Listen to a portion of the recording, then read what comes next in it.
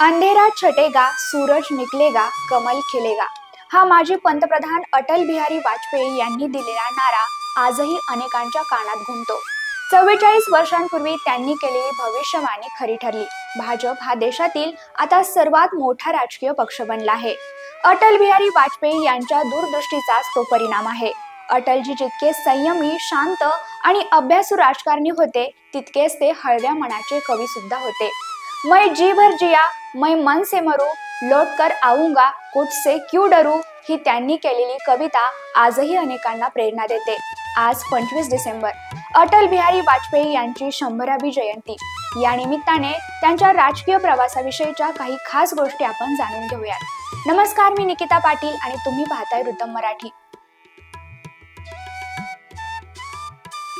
अटल बिहारी वाजपेयी यांचा जन्म 25 डिसेंबर 1924 मध्ये झाला। त्यांचा राजकारणाशी पहिला संबंध 1942 मध्ये भारत छोडो चळवळीच्या निमित्ताने आला। त्यानंतर थोड्याच दिवसांनी ते भारतीय जनसंघाच्या संपर्कात आले आणि त्यांची राजकीय कारकीर्द सुरू झाली। 1957च्या लोकसभा निवडणुकीत ते बलारामपूर मतदारसंघातून पहिल्यांदा निवडून आले। तरुणपणातच आपल्या अमोघ वाणीनं त्यांनी विरोधी पक्षात असूनही राजकारणात एक वेगळी छाप पाडली।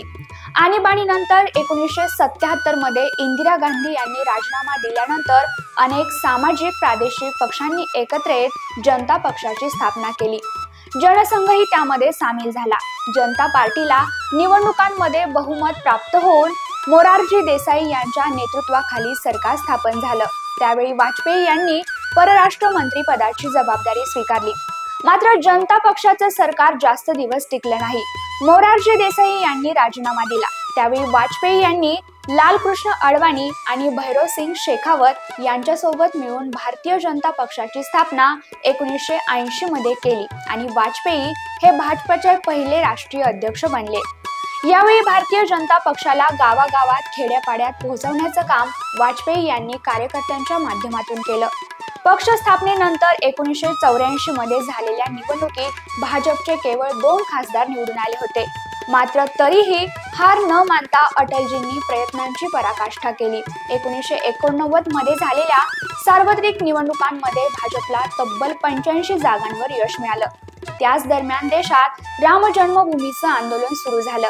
देशात हिंदुत्वाचं वातावरण देखील तयार होऊ लागलं। 1991च्या निवडणुकांमध्ये भाजपला 120 जागांवर यश मिळालं।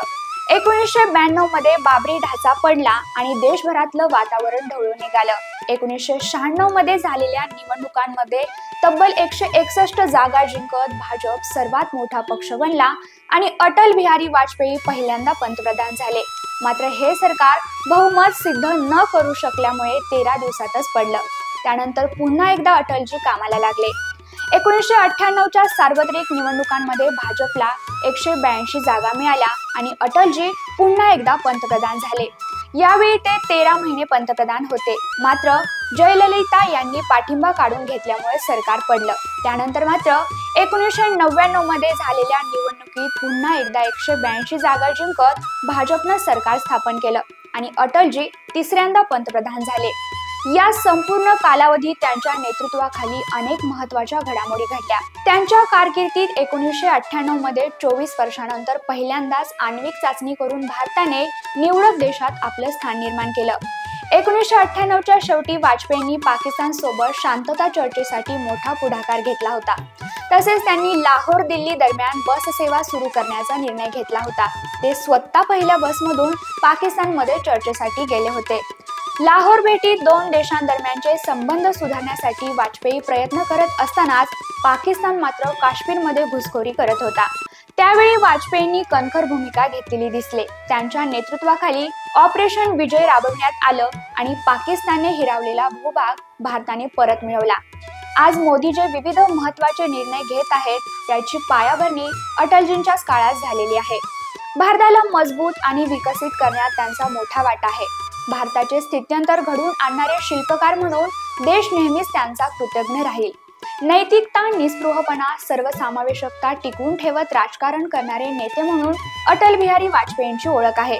राजकारणात असूनही ते आक्रमक जरूर होते, मात्र कधीही आक्रस्ताळेपणाच्या भूमिकेत दिसले नाहीत। विरोधी पक्षातील नेते सुद्धा त्यांचा आदर करायचे, इतके ते चारित्र्य संपन्न होते. ते राजकीय विश्वासार्हतेसाठी देखील ओळखले जातात. ते एक प्रतिभा संपन्न व्यक्तिमत्व होते. त्यामुळेच आजही त्यांचा उल्लेख राजकारणातील पितामह असे सर्वजण अभिमानाने करतात.